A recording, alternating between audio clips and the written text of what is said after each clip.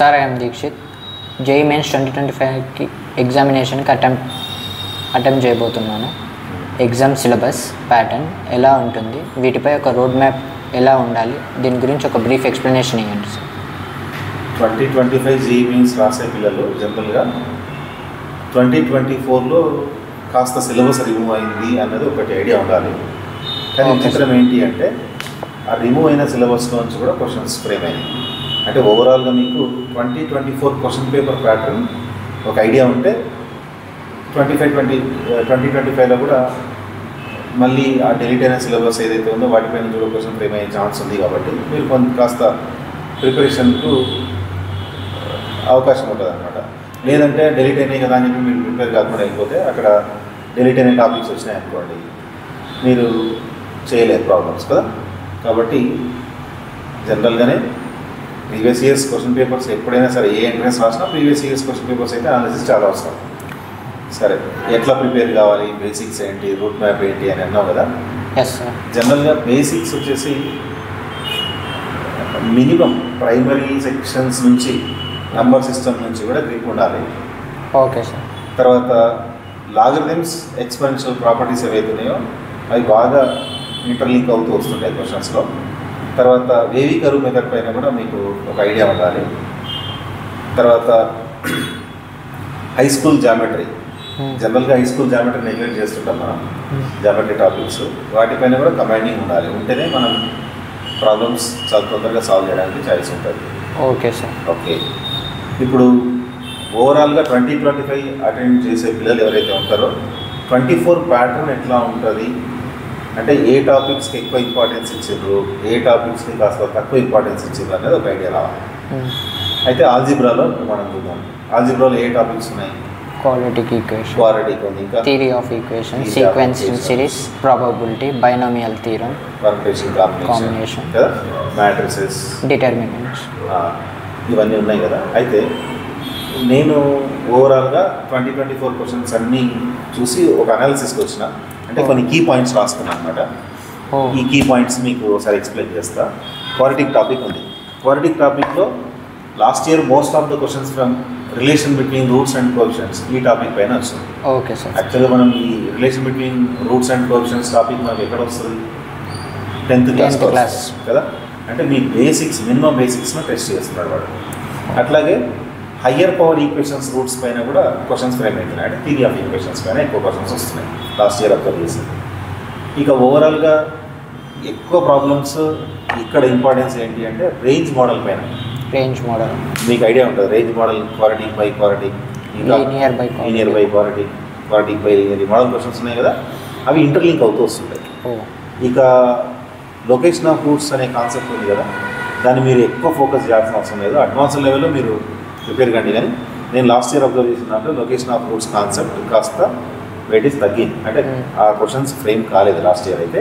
కాబట్టి దాని నుంచి ఎక్కువ టైం వేస్ట్ చేసుకోవాల్సిన అవసరం లేదు. ఓకే. నెక్స్ట్ క్వాడ్రాటిక్ తర్వాత కాంప్లెక్స్ నెంబర్స్ తీసుకున్నాం. ఇప్పుడు కాంప్లెక్స్ నెంబర్స్ ఉంది.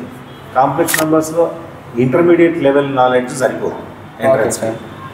యాక్చువల్గా ఇది ఇంటర్లింక్ అయ్యేది క్వాడ్రాటిక్ ఈక్వేషన్ టాపిక్ పైన ఇంటర్లింక్ అవుతుంది. తర్వాత జామెట్రికల్ ప్రాబ్లమ్స్ కూడా కాంప్లెక్స్ నెంబర్స్లో ఫ్రేమ్ అవుతాయి.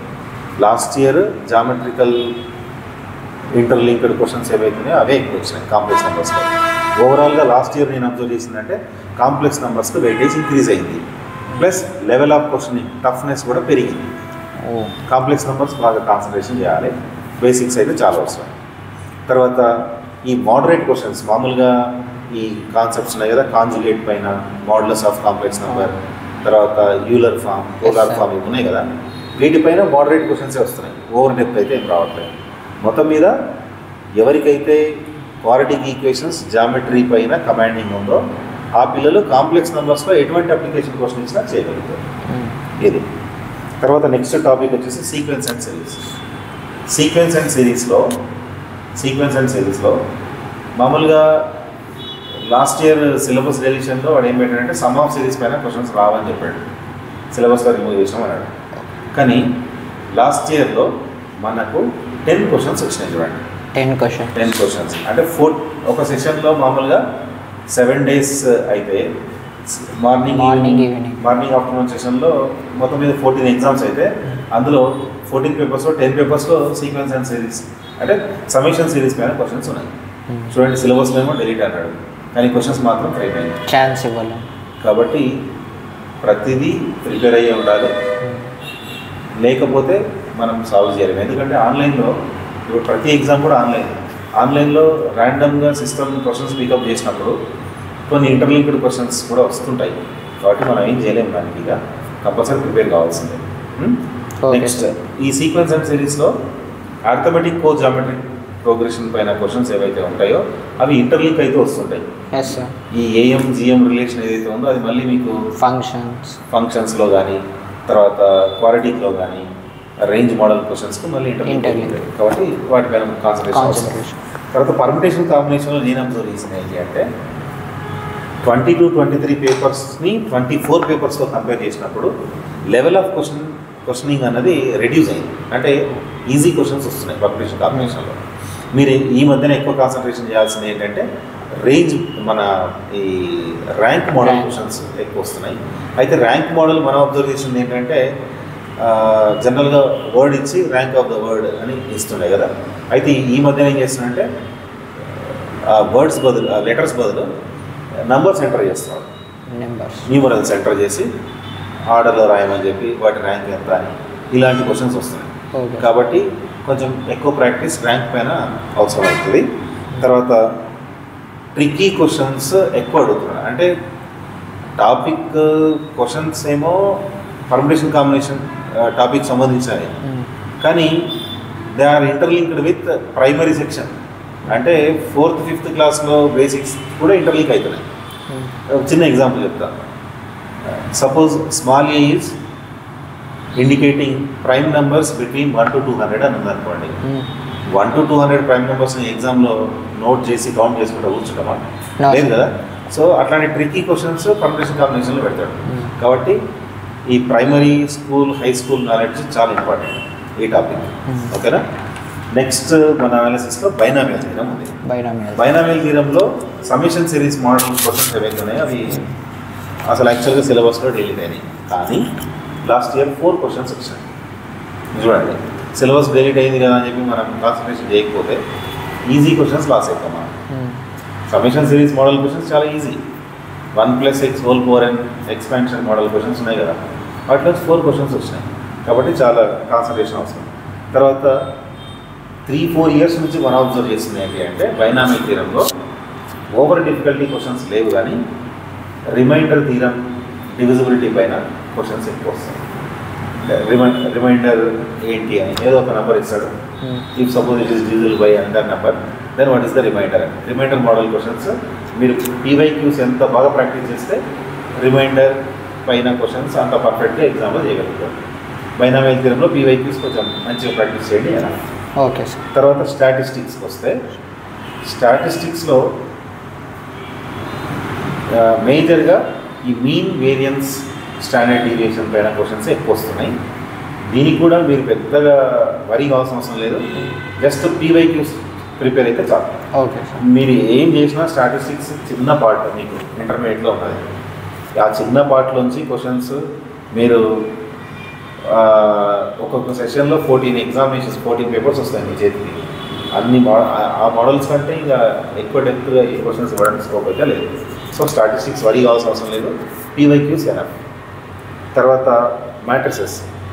మ్యాట్రిసెస్లో వెయిటేజ్ జనరల్గా మ్యాట్రిసెస్ ఈజీ, మ్యాట్రిసెస్లో వెయిటేజ్ బాగుంటుందని ప్రిపేర్ అవుతాం. కానీ లాస్ట్ ఇయర్ విచిత్రం ఏంటంటే మ్యాట్రిసెస్ వెయిటేజ్ కాస్త తగ్గించండి. మ్యాట్రిసెస్ వెయిటేజ్ తగ్గించిండు. ఎక్కువ ఏ టాపిక్స్ పైన కాన్సన్ట్రేషన్ చేసిండంటే అడ్జాయింట్ పైన, ఇన్వర్స్ ఆఫ్ మ్యాట్రిక్స్ పైన, తర్వాత ప్రొడక్ట్ ఆఫ్ మ్యాట్రిసెస్ పైన కూడా లాస్ట్ ఇయర్ క్వశ్చన్స్ ఎక్కువ అయిపోయినాయి. మిగతా మించి ఏం లేదు. Adjoint, inverse, product of matrices ఈ మూడింటి పైన ఎక్కువ ఫోకస్ జరిగింది లాస్ట్ ఇయర్. మనం అట్లాగే ప్రిపేర్ కావాలి. తర్వాత డిటర్మినెంట్స్, ప్రాపర్టీస్ ఆఫ్ డిటర్మినెంట్ చాలా ఇంపార్టెంట్. మనకు ప్రతి టాపిక్లో కూడా ఇంటర్లింక్ అవుతుంది.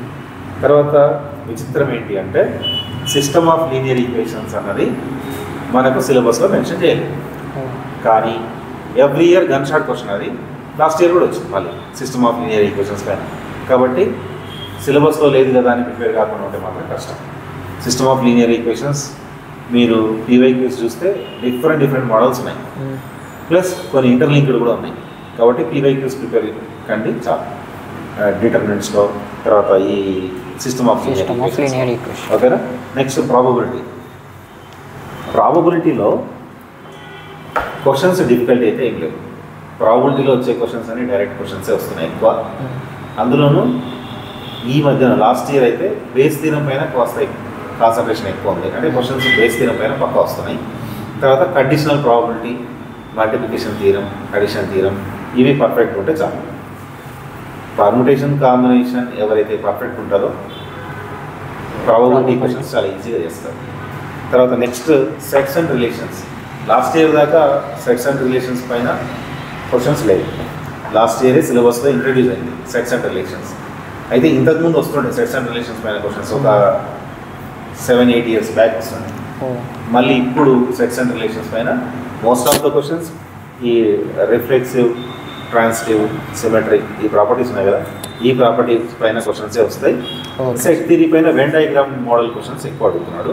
లాస్ట్ ఇయర్ పేపర్లో అబ్జర్వ్ చేస్తే ఈ రిలేషన్స్ ఏవైతే సిమెట్రిక్, ట్రాన్సిటివ్, రిఫ్లెక్సివ్ రిలేషన్స్ ఉన్నాయో అవి వాటితో పాటు వెన్ డయాగ్రామ్స్ పర్ఫెక్ట్ అయితే చాలు. Okay sir. తర్వాత ఫంక్షన్స్ టాపిక్ ఉంది. ఫంక్షన్స్ టాపిక్లో ఎవర్ గ్రీన్ ఎప్పుడు డొమైన్ రేంజ్ ప్రాబ్లమ్సే కాంప్లికేటెడ్ పిల్లలకు. అవి చాలా ఎంత ప్రాక్టీస్ చేసినా తక్కువే డొమైన్ రేంజ్ పైన క్వశ్చన్స్. కాబట్టి ఫంక్షన్స్ టాపిక్ ప్రిపేర్ అయ్యేటప్పుడు మాత్రం డొమైన్ రేంజ్ ప్రాబ్లమ్స్ పర్ఫెక్ట్గా ప్రిపేర్ కావాలి. గ్రాఫికల్ నాలెడ్జ్ ఎవరికైతే ఉంటుందో ఫంక్షన్స్ క్వశ్చన్స్ కాస్త ఈజీగా చేయగలుగుతారు. తర్వాత వెరీ టఫ్ క్వశ్చన్ ఫంక్షన్స్లో కొన్ని ఇంపార్టెంట్ గ్రాఫ్స్, ఫంక్షన్స్లో ఇంపార్టెంట్ కాన్సన్ట్రేట్ చేయాల్సిన graph must and composite functions అనే టాపిక్ ఒకటి ఓకే సార్ ఈ మధ్యన 2024లో అడుగుతున్నది కాంపోజిట్ ఫంక్షన్స్ పైన. తర్వాత ఫంక్షనల్ ఈక్వేషన్స్ ఉంటాయి, కాకపోతే లాస్ట్ ఇయర్ పేపర్స్లో కాస్త తక్కువనే కనపడ్డాయి, కానీ ఫంక్షనల్ ఈక్వేషన్స్ కూడా చాలా ఇంపార్టెంట్. కాకపోతే లాస్ట్ ఇయరే కొన్ని క్వశ్చన్స్ ఆ ఈక్వేషన్స్ పైన తక్కువ ఫ్రేమ్ అయ్యాయి. తర్వాత టఫ్ క్వశ్చన్స్ అయితే లాస్ట్ ఇయర్ ఫంక్షన్స్ వచ్చావు, 2024లో టఫ్ క్వశ్చన్సే ఉన్నాయి. కాబట్టి కాన్సన్ట్రేషన్ ఎక్కువ చేయాలి, ప్రాక్టీస్ ఎక్కువ చేయాలి. ఇది మీకు ఓవరాల్గా ఆల్జీబ్రా పైన. తర్వాత ట్రిగ్నామెట్రిక్ పైన అంటారా, ట్రిగ్నామెట్రిక్ రేషియోస్ ఏదైతే బేసిక్ టాపిక్ ఉందో దాంట్లోంచి డైరెక్ట్ క్వశ్చన్ రాదు. ట్రిగ్నామెట్రిక్ ఈక్వేషన్ పైన క్వశ్చన్ పక్కా వస్తుంది. తర్వాత ఇన్వర్స్ ట్రిగ్నామెట్రీ ఎక్కడ అయినా సరే ఇంటర్లింక్ అయ్యే అవకాశాలు ఉంటాయి. ట్రిగ్నామెట్రీ మాత్రం నా అనాలిసిస్లో నేను రాసేది ఏంటి అంటే ట్రిగ్నామెట్రీ పైన రేషియోస్ అయితే క్వశ్చన్స్ చాలా తక్కువ ఫ్రేమ్ అవుతాయి.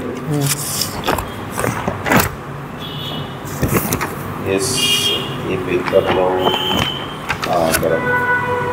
మ్యాక్సిమం మినిమం వాల్యూస్ ఏవైతే ఉన్నాయో అవి చాలా ఇంపార్టెంట్ ట్రిగ్నామెట్రిక్ రేషియోస్లో. తర్వాత మల్టిపుల్ యాంగిల్స్, ట్రాన్స్ఫర్మేషన్ ఫార్ములాస్ ఏవైతే ఉన్నాయో అవి బాగా హెల్ప్ అవుతాయి. అంటే ఇదే టాపిక్ అని కాదు, డిఫరెంట్ టాపిక్స్లో ప్రాపర్టీస్. తర్వాత నా అనాలిసిస్లో నేను రాసింది ఏంటంటే don't over spend time on this chapter. Trigonometric ratios పైన ఓవర్ టైం స్పెండ్ చేయాల్సిన అవసరం లేదు. మినిమం బేసిక్స్ వస్తే చాలు. The interlinked with other chapters. అంటే ఫార్ములాస్ వరకు పర్ఫెక్ట్గా ఉండి అంటే మినిమం నాలెడ్జ్ ఉంటే చాలు. ట్రిగ్నామెట్రిక్ రేషియోస్ ఈక్వేషన్స్ పైన చాలా చిన్న టాపిక్, కంపల్సరీ క్వశ్చన్ వచ్చింది ప్రతి క్వశ్చన్ పేపర్లో కనపడుతుంది. కాబట్టి ఈక్వేషన్స్ పైన మనం ఎక్కువ పీవైక్యూస్ చేస్తే చాలు. తర్వాత ఇన్వర్స్ ట్రిగ్నామెట్రీ ఇంటర్లింక్డ్ క్వశ్చన్స్ ఉన్నాయి, వేరే టాపిక్స్తో డిఫరెన్షియేషన్ ఉంది.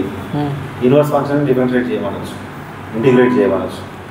ఇంటర్లింక్డ్ క్వశ్చన్స్కి అవకాశాలు చాలా ఎక్కువ ఇన్వర్స్ ట్రిగ్నామెట్రీ. తర్వాత ప్రాపర్టీస్ ఉన్నాయి కదా, ఇన్వర్స్ ట్రిగ్నామెట్రీలో ప్రాపర్టీస్ చాలా పర్ఫెక్ట్గా రావాలి. మీకు ప్రాపర్టీస్ పర్ఫెక్ట్గా రాకపోతే మీరు ప్రాబ్లమ్స్ చేసినట్లే ఉంటుంది, ఆన్సర్స్ మాత్రం రావు. ఎందుకంటే x 0, y 0, x 0, y 0, x y, x y different కండిషన్స్కి ఇన్వర్స్ ట్రిగ్నామెట్రీలో ఫార్ములాస్ డిఫరెంట్ ఉన్నాయి. ఇవన్నీ ఐడియా లేకుండా ఏదో ఒక ఫార్ములా రాసి సబ్స్టిట్యూట్ చేసుకుంటూ పోతే ఆ ఆప్షన్ కూడా ఉంటుంది. మనం చేసి వచ్చిన ఫీలింగ్లో ఉంటాం, కానీ ఆన్సర్ ఇంకోటి ఉంటుంది. కాబట్టి ఇన్వర్స్ ట్రిగ్నామెట్రీ చేసేటప్పుడు ప్రాపర్టీస్ చాలా ఇంపార్టెంట్. ఆ ప్రాపర్టీస్ కూడా బైహార్ట్ చేయకూడదు, ట్రిక్కీగా ప్రిపేర్ కావాలి. ఒక 9 to 10 ప్రాపర్టీస్ ఉంటాయి, పర్ఫెక్ట్గా ప్రిపేర్ కావాలి, ట్రిక్కీగా ప్రిపేర్ అయితే చాలు. ఇది ఓవరాల్ ఆల్జీబ్రా ట్రిగ్నామెట్రీ పైన మన అనాలిసిస్. ఓకేనా? ఇప్పుడు మనం ఓవరాల్గా ఏంటి అంటే ఇంటర్లింక్డ్ టాపిక్స్ ఏవైతే ఉంటాయో వాటిని ఫోకస్ చేయాలి. ఎక్కువ ట్రిగ్నామెట్రిక్ రేషియోస్, తర్వాత డిటర్మినెంట్స్, క్వాడ్రాటిక్ ఈక్వేషన్స్, ఇవి జామెట్రీ, కాంప్లెక్స్ నెంబర్స్, ఈ టాపిక్స్ ఎక్కువ ఫోకస్ చేయాలి. ఇవి ఇంటర్లింక్ అయి ఉంటాయి కాబట్టి మోస్ట్లీ మీరు PYQs, మీరు దిశ పబ్లికేషన్స్ తీసుకుంటారా, అరిగన్ సిరీస్ తీసుకుంటారా, మీ ఇష్టం. ప్రీవియస్ ఇయర్స్ క్వశ్చన్స్ అన్ని దానిలో సేమ్ ఉంటాయి, సొల్యూషన్స్ కూడా ఆల్మోస్ట్ అంత ఒకటే ఉంటాయి.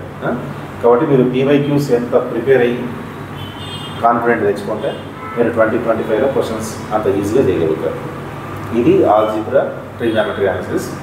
నెక్స్ట్ కాలిక్యులస్, తర్వాత జామెట్రీ కూడా అనాలిసిస్ చేయాలి. ఇంకేమైనా అడుగుతుందా సార్? జామెట్రీలో క్వశ్చన్స్ ఎంత డెప్త్ అడుగుతున్నాడు అంటే మరి జామెట్రీలో ఇప్పుడు కాన్సెప్చువల్ జామెట్రీలో కాన్సెప్చువల్ క్వశ్చన్సే, కానీ జామెట్రీలో కాన్సెప్ట్స్ చాలా ఎక్కువ కదా. అవును సార్. ఇప్పుడు ఒక క్వశ్చన్ ఎలిప్స్లో ఫ్రేమ్ చేస్తున్నాడంటే దాన్ని దేంతో ఇంటర్లింక్ చేయొచ్చు? స్ట్రైట్ లైన్స్ నుంచి, సర్కిల్ నుంచి, పారాబోలా, హైపర్బోలా దాకా ఇంటర్లింక్ చేయొచ్చు.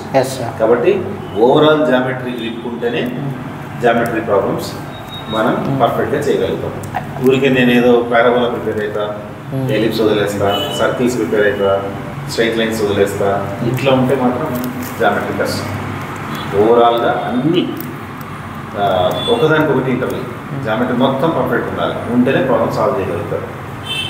చెప్పలేము, ఒక్కొక్క సెషన్లో డైరెక్ట్ క్వశ్చన్ పడవచ్చు ఆ టాపిక్ పైన వేరే ఇంటర్లింక్ లేకుండా, కానీ most of the questions interlink అయ్యే వస్తాయి. కాబట్టి జామెట్రీ మొత్తం పర్ఫెక్ట్గా ఉండాల్సిందే. రేపు నెక్స్ట్ క్లాస్లో మళ్ళీ టాపిక్ వైజ్గా కూడా స్ట్రైట్ లైన్స్, పర్టికులర్గా సర్కిల్స్, ఎలిప్స్, హైపర్బోలా ఒక్కొక్క టాపిక్లో ఎట్లా ఉన్నాయని కూడా డిస్కస్ చేద్దాం. ఓకేనా sir? Algebra and algebra trigonometry చెప్పింది కదా సార్, వీటిపై క్వశ్చన్స్ ఎక్కువ బిల్డ్ కానికి బేసిక్ టు అడ్వాన్స్ ఒక మంచి గ్రిప్ రావడానికి రెఫరెన్స్ బుక్స్ సజెస్ట్ చేయరా సార్? రెఫరెన్స్ బుక్స్ అంటారా? రెఫరెన్స్ బుక్స్ మామూలుగా బయట మార్కెట్లో అయితే అరిహంత్ సింగేజ్ పబ్లికేషన్సే ఉన్నాయి ఇప్పుడు ట్రెండ్లో కదా. ఇంకా పియర్సన్ మోడల్, పియర్సన్ బుక్స్ ఉన్నాయి. మీకు అంటే కాన్సెప్చువల్గా మీకు స్ట్రాంగ్ ఉండాలి అంటే పియర్సన్ మెటీరియల్ ఒకసారి రెఫర్ చేయండి. ఇంటర్లింక్డ్ క్వశ్చన్స్ బాగా దొరుకుతాయి, ప్లస్ కాన్ఫిడెన్స్ పెంచుతారు. ఈవెన్ సింగేజ్ తర్వాత అరిహంత్ ఇది కూడా చాలా బాగుంది. జనరల్గా అందరూ ఫాలో అయ్యారు. అదే. Thank you sir. ఓకే.